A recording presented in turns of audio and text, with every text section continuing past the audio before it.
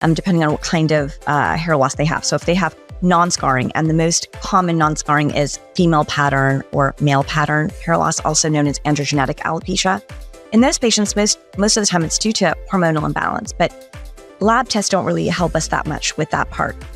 Welcome to the Derm Cafe. Here you will learn about the latest cutting-edge dermatology treatments and procedures from skin experts around the world.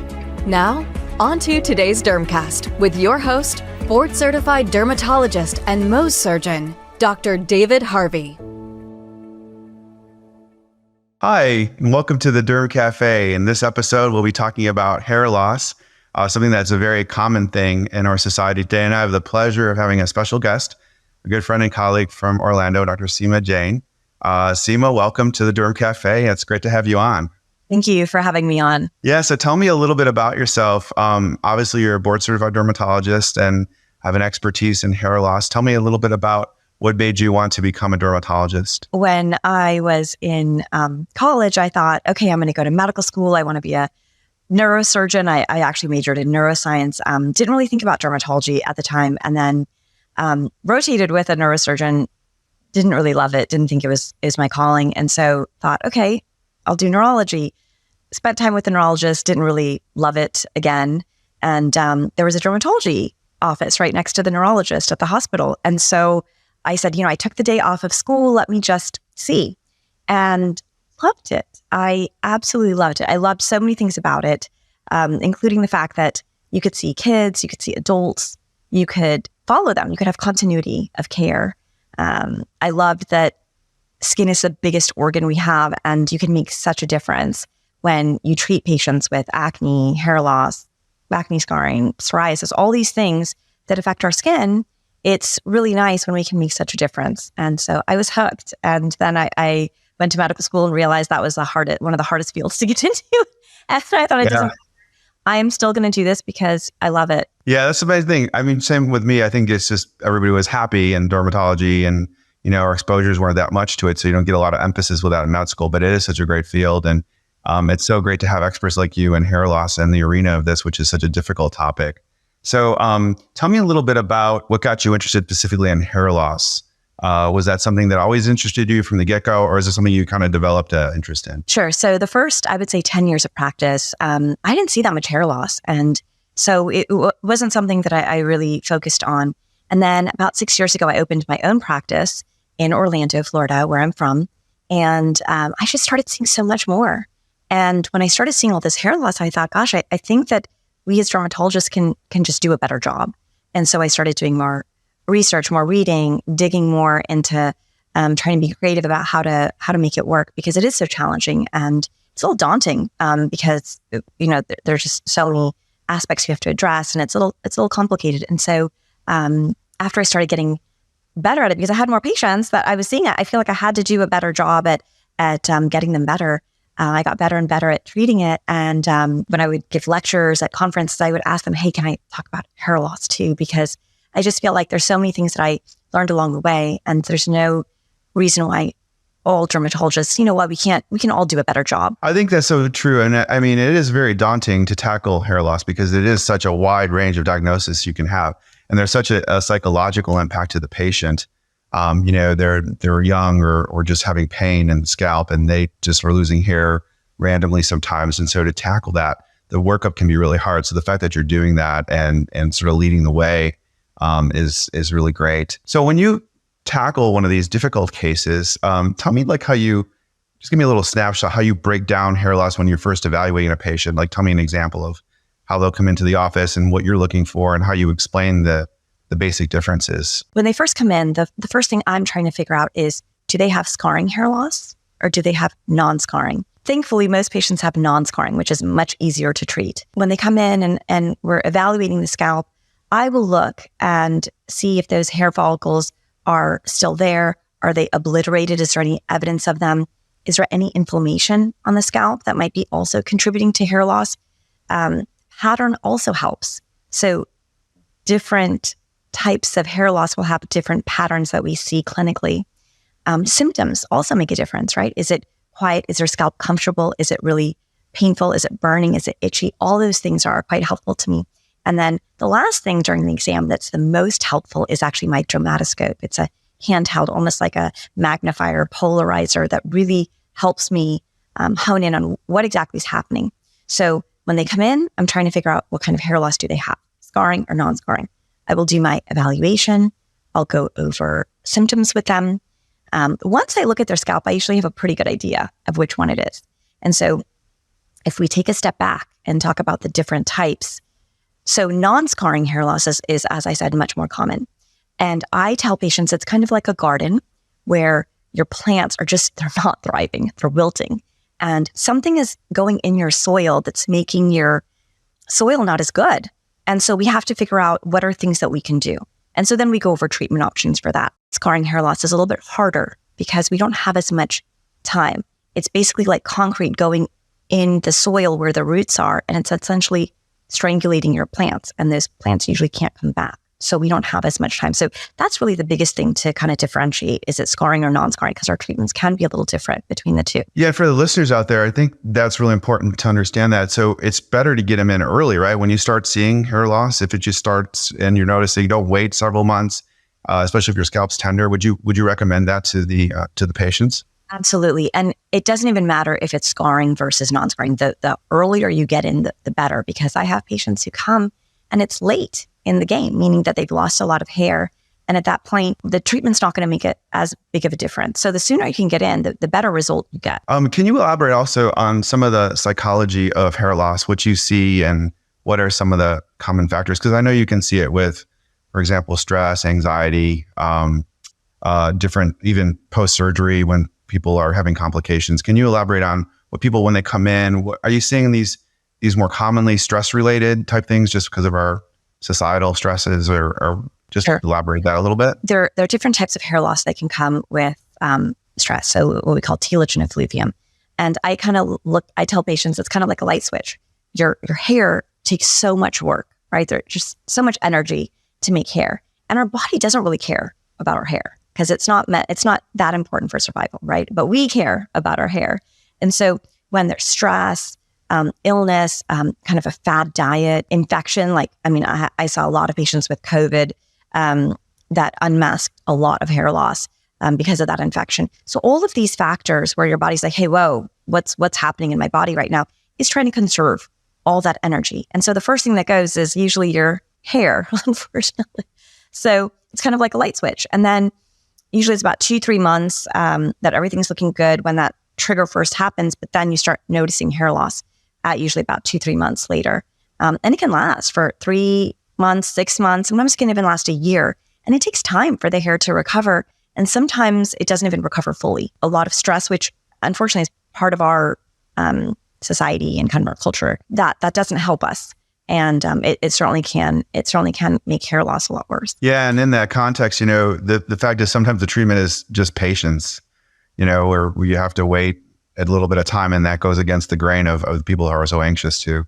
So very, very good points. And in terms of the workup, do you often do blood work at the same time? Can you just talk about that, or maybe what other ancillary testing you might do at the first evaluation? Testing is actually quite important to make sure there's no deficiencies. In most patients, the hormone levels look okay, depending on what kind of hair loss they have. So if they have non-scarring, and the most common non-scarring is female pattern or male pattern hair loss, also known as androgenetic alopecia. In those patients, most of the time it's due to hormonal imbalance, but lab tests don't really help us that much with that part. But there are other tests that we will check that can be helpful. So we check thyroid tests, and when the thyroid is if thyroid is imbalanced, that can also cause hair loss. So we like to check that. We check iron storage, which is called a ferritin. That usually is helpful because if your iron levels are quite low, that's part of your building blocks for hair. So we need to make sure that's replenished. And there's some other tests depending on what their history is. So if they tell me, hey, I've got acne and hair loss, well, then I'm more worried about hormones, and I do check the hormones. So there are blood tests that are helpful. Do they help in every case? No, but we check them to make sure there's no real deficiency. Yeah, that's because you're right. The thyroid, big metabolism, energy center, has so many facets from, neuropathy to hair loss. And so having these baseline checks are important. Well, you've covered a lot of ground. Really enjoy our talk today. And when we come back from break, we're going to talk a little bit about some of the treatments you might implement and maybe when to recommend hair transplant.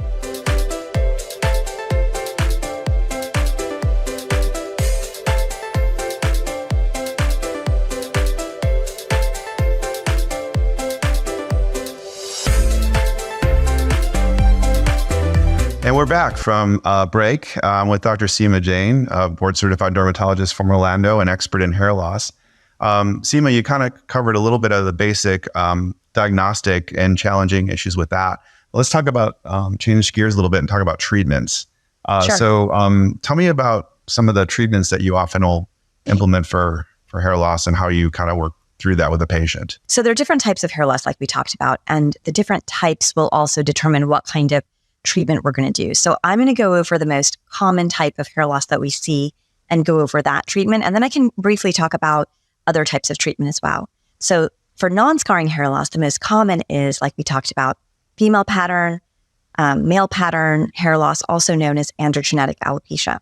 And so the way I like to describe that to patients is if something bad is going in your soil, your hair isn't looking as good, or your plants are wilting a little bit, what do you do? Even someone who is not a gardener would know, okay, we'll take that bad substance out of my soil and put some fertilizer in, right? So when you translate that to hair loss and medications, especially this type of hair loss, which is hormonal hair loss or female pattern, male pattern hair loss, the substance that's going in the soil that's making that soil not so good is dihydrotestosterone or DHT. And so it makes sense. We should block it. We should block that hormone from telling your hair to shed in the first place. And when it tells your hair to shed, it doesn't tell your hair to shed all over. It kind of cherry picks random hairs. And so that way you decrease density, but it's not like you get bald patches. It's just overall feeling a little bit more thin. To cover that aspect, I mean, that's so true because a lot of times we'll see people or young men and ladies, whatever, they'll have hair thinning in some areas. And then some men have a lot of hair on their chest. So to your point, it's kind of like random, right? Sometimes that same DHT may have a more of a stimulating effect in different hair follicles and others decrease. Is that true? It is true. And it's actually really sad because, you know, you have this hormone in women. It tells us to grow hair in male pattern areas, but we lose hair on the scalp. It's just not where we want it. That hormone is really the problem, right? That's really what's bothering our hair so much. So the most important thing is to stop that. And you can't stop it completely, but you can slow down the progress of hair loss. So hair loss in general is typically progressive. It will get worse with time. So if we can stop that hormone or use what we call a DHT blocker, there are different types of oral medicines that we use to block that. But that's the first step. And I think that's the most important step. If you ask which blocker do I use for what kind of patient, it really depends. It's not one for every patient. It depends on their childbearing potential. There are a lot of things that we factor into that. So the first and most important is usually a DHT blocker. But then if you think about that scenario again, the fertilizer was that second step, right, in our garden. Right. So what are the ways we can stimulate our hair? And there are really three ways. There's topical minoxidil, or Rogaine, that's the brand name. It works in about 60% of women, 80% in men. So it's really not a slam dunk. It doesn't work in everybody. There's oral minoxidil, which is a real blood pressure medicine. It's not FDA approved for hair loss, but it works really well. And we use very tiny, tiny dose compared to cardiologists. So my husband's a cardiologist. He uses between 5 to 40 milligrams. We use maybe like a tenth of that. We use like a fifth the dose that they even use in cardiology. You know, that's a really great option as well. It does have side effects. So again, it depends on the patient and what their medical history is and, you know, how they're feeling about medication. That's a great one. And then the third option is platelet-rich plasma. So that's basically taking out your blood, taking out your plasma, which is full of growth factors. We inject that back in the scalp. And depending on the type of hair loss, sometimes we do microneedling with it as well. But that actually can help. Yeah, it's an amazing field. And that PRP, you know, used to be used for joint inflammation after knee surgeries, and now we're using it for hair stimulation. So a really great treatment option too. And then how early, again, the earlier diagnosis, the better, but how early do you recommend some of these treatments for teenagers, things like that? Will you stick with the topicals more early on, or is there a limit where you won't do anything?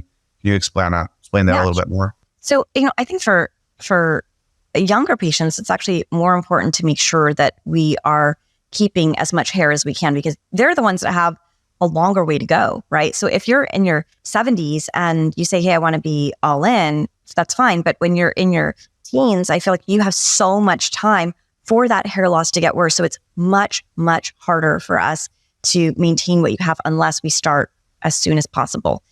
So, the way I look at it is that, and I tell this to patients all the time, the longer the hair's been out, the harder it's going to be for me to get it back in. Right. And I have a lot of patients who say, oh, topical minoxidil or oral minoxidil, they worry about a little bit of more hair growth on the face. And I always say it's a lot easier to get hair off your face than it is to put it back on your scalp. That's right. And they kind of think about that and they're like, oh, okay. There's always side effects. You got to weigh those. But yeah, to your point, I mean, if you're getting the hair growth there, you can manage this with creams or correct. I mean, there's so many laser hair removal. Gotcha. Medicines I feel like can be helpful, like we talked about. Sometimes we do some topicals. So if there's inflammation or itching, I do like to address that. The goal is for the scalp to feel very comfortable. Yeah, that makes sense. And then are there any supplements people can go to over the counter? Can you expand on that? Because I know there's a lot of like infomercials people are watching on TV, and this claims of getting back to when you were 20, when you were 60. And it's sort of like, is that true? Tell people what to look for, some of the patients, what they might want to look for when they're buying things over the counter. It's quite terrible. I feel like there should be a fine. If you're giving false information, you should be fined. And maybe that would help these companies not tout these amazing but completely false statements. Because I think as a patient, it's very confusing.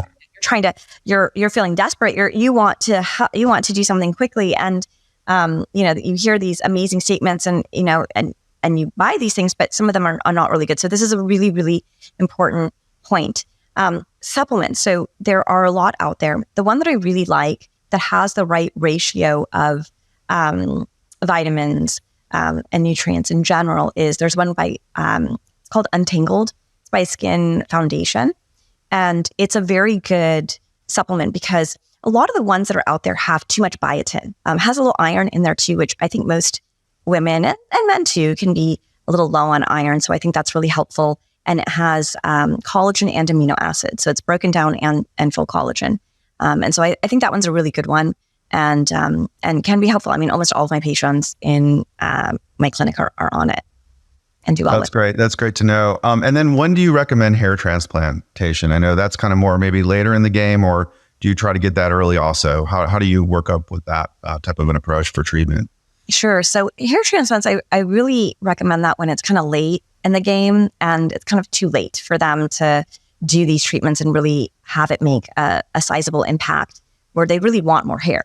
So if I'm very honest with what I think they can get back, if I feel like they're just not going to get as much back as they want and there's a big discrepancy with where we are and kind of what they want, then I think hair transplant makes 100% sense. But the goal is to slow it down before we get to that point so they don't need a transplant. Get in it early. First time you have symptoms, get in to see Dr. J. Get good stuff. And then lastly, before we finish, are there any promising new treatments on the horizon that you're aware of that might help us going forward? Yeah, sure. So there is a new topical cream. It's actually not FDA approved right now for hair loss, but it does have anti-inflammatory properties and it works in a different kind of pathway. And so I think that's really promising. And we're going to see in the next 6 months to 12 months how it does. But really any new medication that scientifically makes sense, I'm excited about because we don't have that many treatments for hair loss. And so it's something that I've been starting to use for patients, but it's not FDA approved yet. And it'll probably take a little time before we know for sure. Well, we really enjoyed having Dr. Jain on our podcast today, and she's been such a joy. And thanks for all the insights, Sima. And if somebody wants to reach you, they can reach you at, I believe, Clear Skin Dermatology. I'll pop up a slide here. Phone number is 407-866-1213. Website is clearskinorlando.com. If you like this podcast, please subscribe to our YouTube channel at The Derm Cafe 4334, or you could like us on Facebook. If you have any questions for a future episode that I can address, feel free to email me at drh@thedermcafe.com. And for our next podcast, Podcast 5, please join us. We'll be talking about skin cancer and how to detect this most common form of cancer. Until next time, be good to yourself and your skin. Thanks for listening to this episode of The Derm Cafe. We hope that you have learned some useful tips from today's Dermcast. Tune in next time as we explore another exciting healthy skin topic. Until then, be good to yourself and your skin.